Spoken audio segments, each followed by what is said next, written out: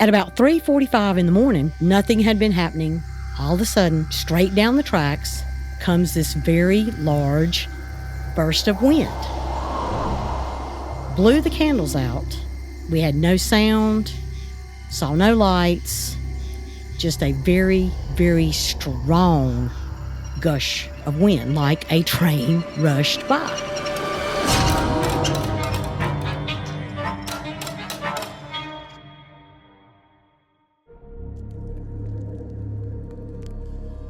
North Carolina has some restless spirits who are always on the move. From ghost trains to a phantom hitchhiker, we are taking a ride into the unknown, where ghosts travel on endless routes, never reaching their final destination. Welcome to First in Fright, where we explore eerie legends, supernatural tales, and everything that goes bump in the North Carolina night. I'm your host, Cooper Thornton. This is Episode 4, Traveling Terrors.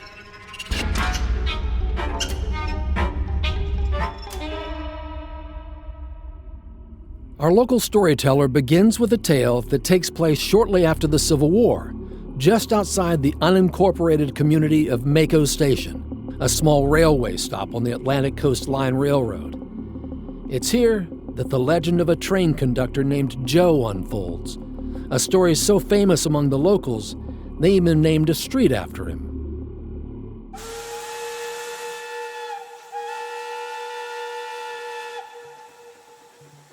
Joe Baldwin had the most dangerous job on his freight train. Before the days of automatic braking systems, a brakeman positioned at the rear of the train was required to help slow the sinuous convoy. Joe was often called upon to travel between each of the train's boxcars, to individually apply the restraints. There were no intercoms back then, so Joe had to communicate with the engineer at the front of the train using hand signals during the day and a lantern at night. On this evening, Joe was traveling in the caboose when it came uncoupled from the rest of the cars just outside Maco, stranding him on the tracks. As the freight train surged ahead without him, Joe began swinging his lantern wildly. He knew a passenger train was not far behind him, and unless he was able to get that train's attention, certain disaster was barreling his way. His car, while unpowered, was still moving far too fast to jump off of. But the passenger train's engineer was absorbed in shoveling coal and was unaware of the approaching danger. He didn't see the frantically swinging lantern until it was too late. The oncoming passenger train smashed into Joe's caboose, throwing it from the tracks and decapitating him. Joe's body was retrieved at first light the next morning, but his head was never found. Not long after the accident, locals and railroad employees started reporting a mysterious light bobbing along the tracks near Maco Station. Described as a glowing orb that swayed back and forth as if mimicking the motion of a lantern, it would appear and disappear, always in the exact same spot where old Joe met his tragic end. It was as if someone were searching for something.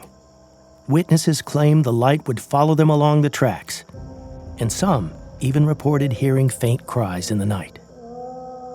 The Maco Light, as it came to be known, was said to be Joe Baldwin's spirit, eternally searching in vain for his lost head. Thousands of people claim to have seen the Maco Light.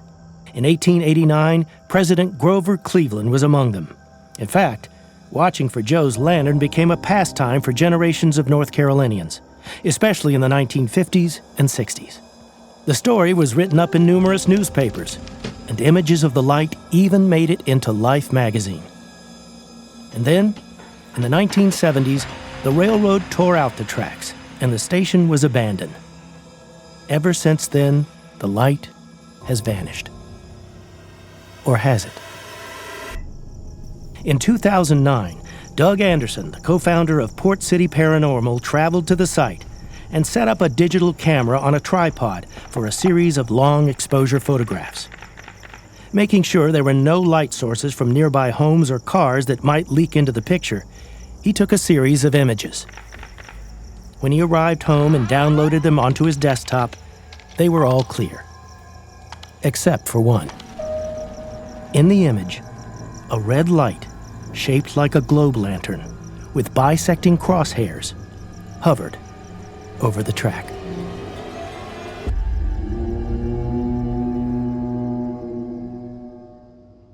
But the Maco Light only scratches the surface of North Carolina's haunted train stories. This next one is so scary that it even caused a death as recently as 2010.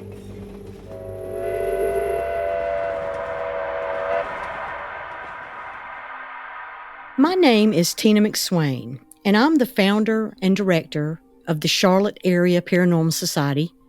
I am a paranormal researcher, ghost hunter, and I've been doing this for over 30 years. When I was young, I used to check out books on ghosts from the library. But as far as believing, I didn't really have an experience that led me to believe until about 1989 when I went to a friend of mine's home to pick her up for dinner. She wasn't quite ready, so she told me to go sit in the living room, watch some TV or something. What about Pam? You can tell your mother. 5 minutes to go by, maybe, and I noticed movement out of the corner of my right eye. So I turn my head and look, and I see this little lady. She has on a pink dress, has the kind of the old person gait from left to right, kind of shuffling up toward me. She gets a little closer. She smiles at me. I can see her teeth. She waves her hand. And she turned around, walked maybe 5 to 6 feet from me, back toward the direction she'd come from, and just disappeared into thin air. Now, I will tell you, the hair on the back of my neck stood up. My knees got weak. I felt even a little nauseous. So at this point, I go run to the bathroom where my friend is taking her shower and bang on the door. She doesn't hear me, so I fling the door open. And I look at my friend and I say, I just there was a lady, and I'm babbling, okay? And my friend looks at me and she goes, Tina, you look like you've seen a ghost. And I was like, you know what? I think I just did.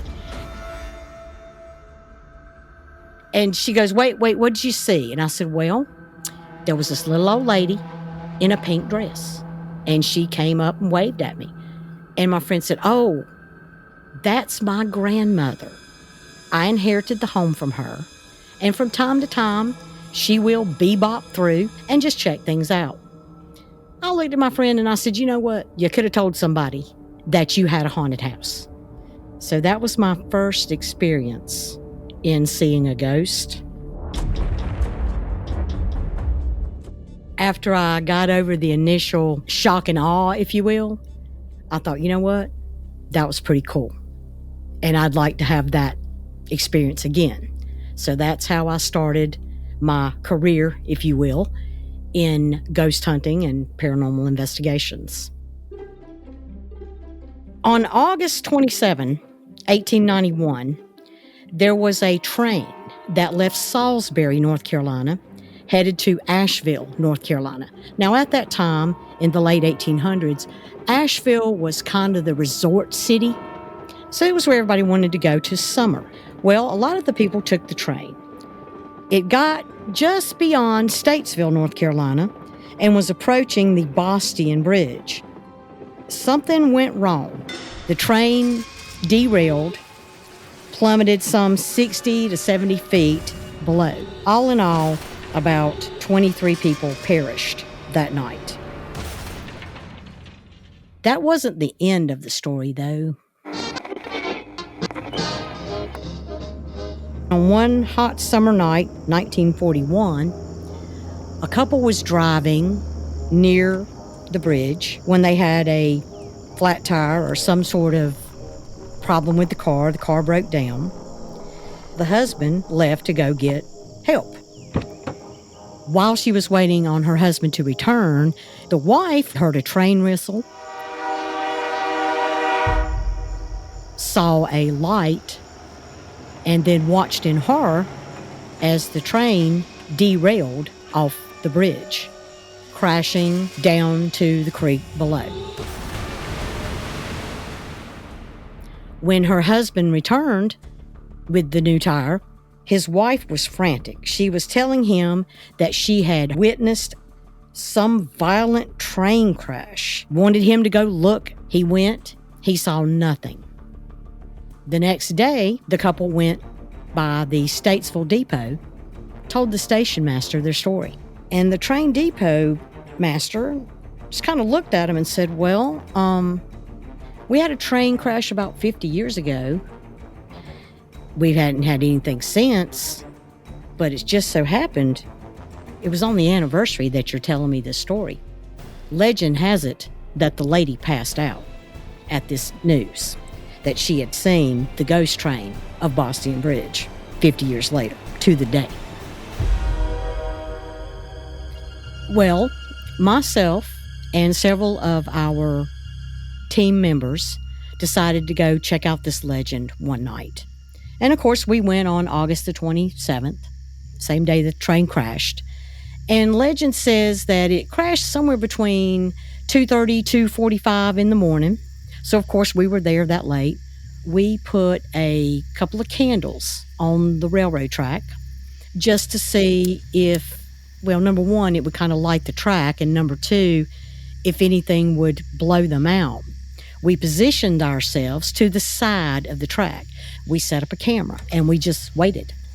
Well, about 2 o'clock in the morning, we heard a train. We saw the light coming. We got very excited. We thought finally we're going to get something about the Bostian Bridge train wreck. Well, it was a real train. Obviously, the train knocked our candles down and everything else, so we put them back on and waited a little bit longer. At about 3:45 in the morning, nothing had been happening, nothing stirring, no wind, hot August night in the south, 100% humidity, not a breeze at all.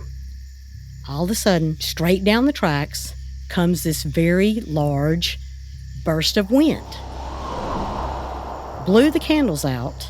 We had no sound, saw no lights, just a very, very strong gush of wind, like a train rushed by. At the time, we didn't think too much of this rush of wind. But once we got home and got to thinking about it, well, 2:45 in 1891, with today's daylight saving time, would have been 3:45 our time. So was it an indication of the train? Who knows? Sure was strange. There's something called residual energy. Residual energy is a reenactment, so to speak. And I think the ghost train may actually be part of that. Like the old video loop. If you looped a video, you'd see the same thing over and over and over again. And I think that basically it's an imprint on time. There was so much tragedy. I believe it just imprinted its story in history. When you're seeing the train, it is just the energy of the tragic event that you're seeing. You could see folks, but if you went up to them and tried to get them to react to you, it would be like the same as trying to get a television to react to you. Tragically, the 23 lives lost in the train crash were not all that Bostian Bridge claimed. In 2010, there was another set of investigators that went out on the tracks. They went all the way down to the bridge, sitting there waiting on the train to show. A train did show. Unfortunately, it was a real train. The investigators were caught out on the bridge. There were 4 of them. They ran for their lives. A boyfriend and girlfriend were the last 2 coming off the tracks. He pushed her, allowing himself to get hit by the train. She did fall 60 to 70 feet down into the creek bed and was seriously injured, but she did survive. He unfortunately gave his life for her. That is why you must get permission to be there.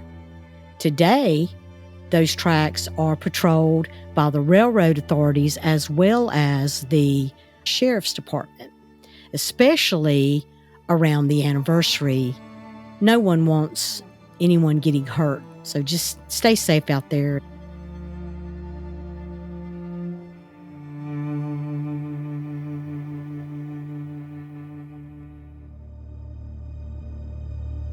If a ghost train sends shivers down your spine, just wait.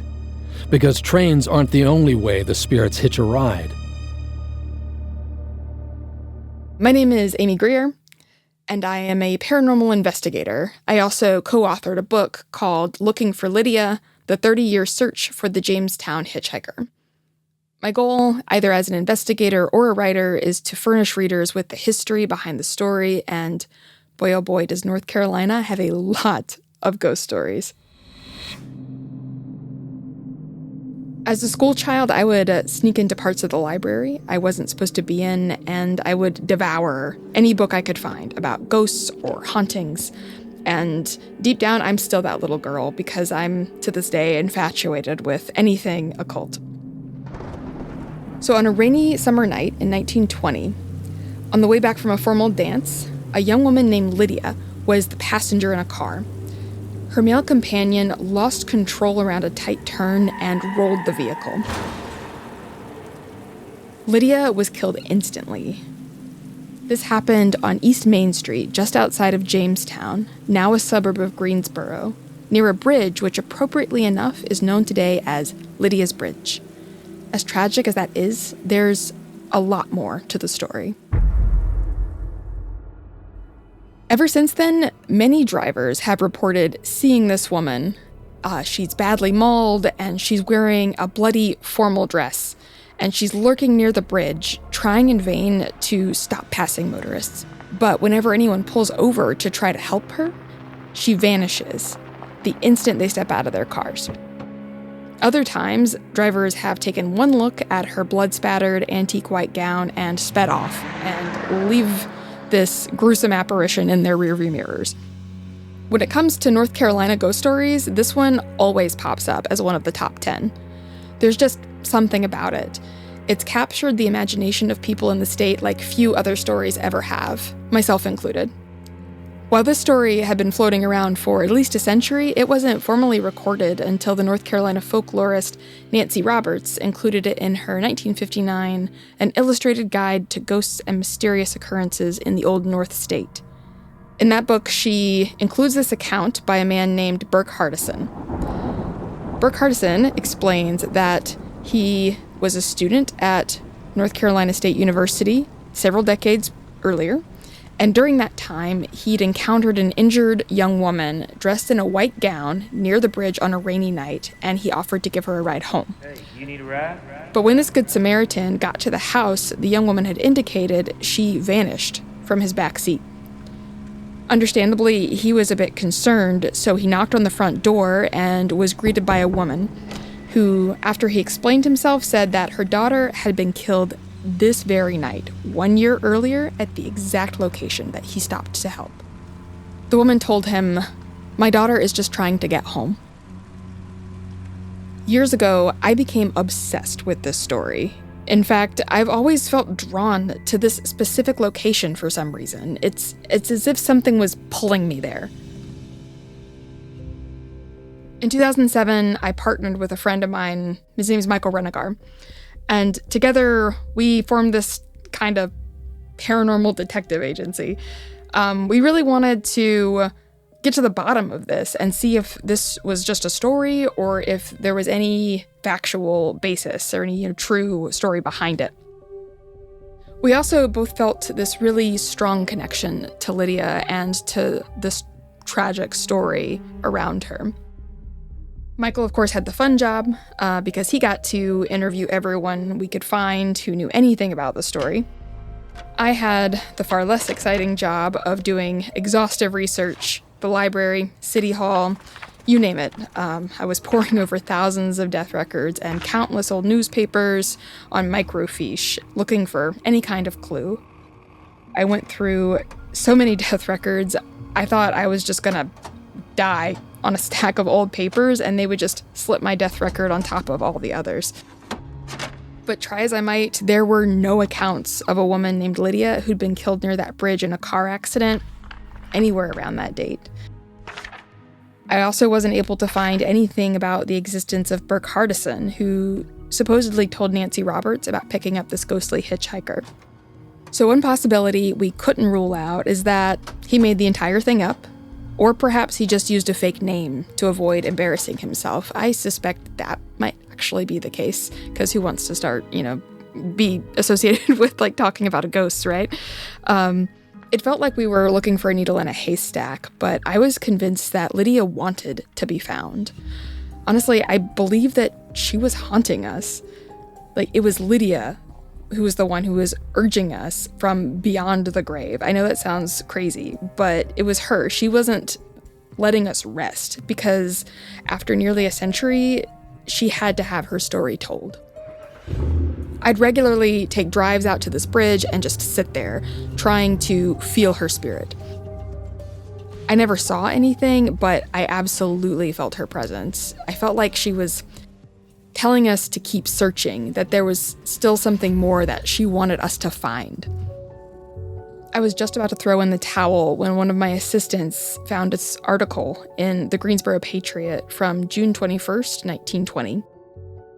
It reported the death of a young woman named Annie L. Jackson, who had been killed on a dangerously curvy one-lane road close to this bridge. She was thrown from a Chrysler Maxwell touring car during an accident in a rainstorm. And get this, shortly after this date is when the ghost sightings began.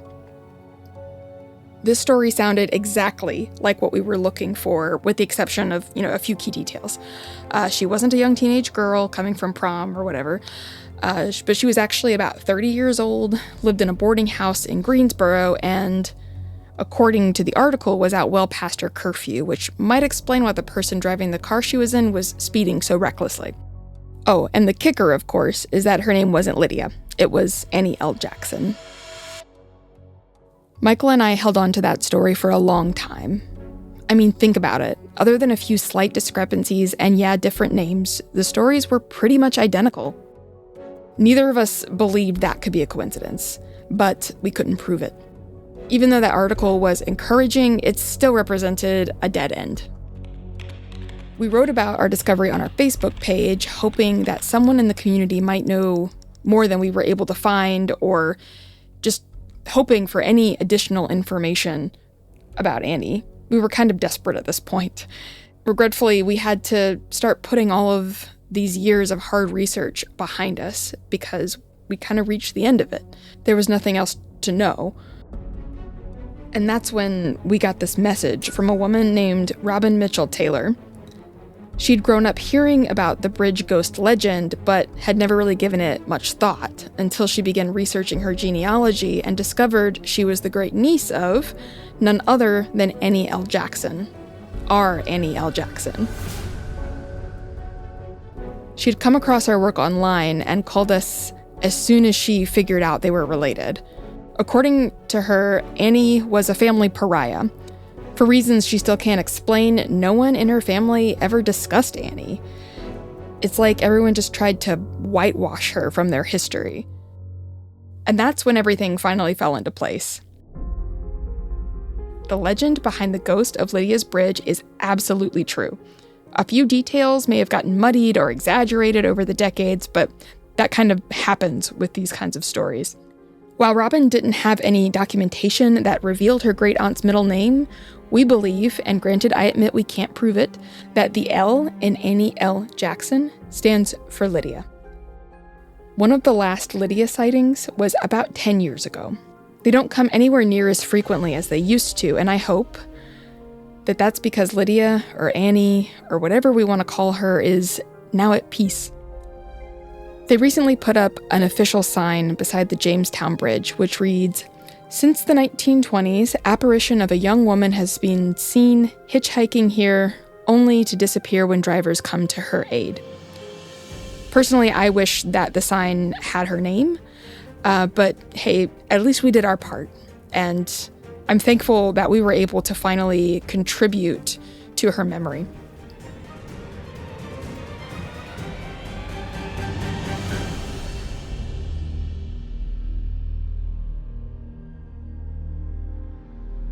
On our next 4 episodes, we'll uncover more of the extraordinary and the unexplained as we take on haunted hospitals, creepy coast stories, strange skies, and witches. To learn more about the paranormal places and scary stories of North Carolina, visit ncfirstinfright.com. Discover trails and destinations that will haunt you in the best way, and share your own NC scare by tagging hashtag #NCFirstInFright.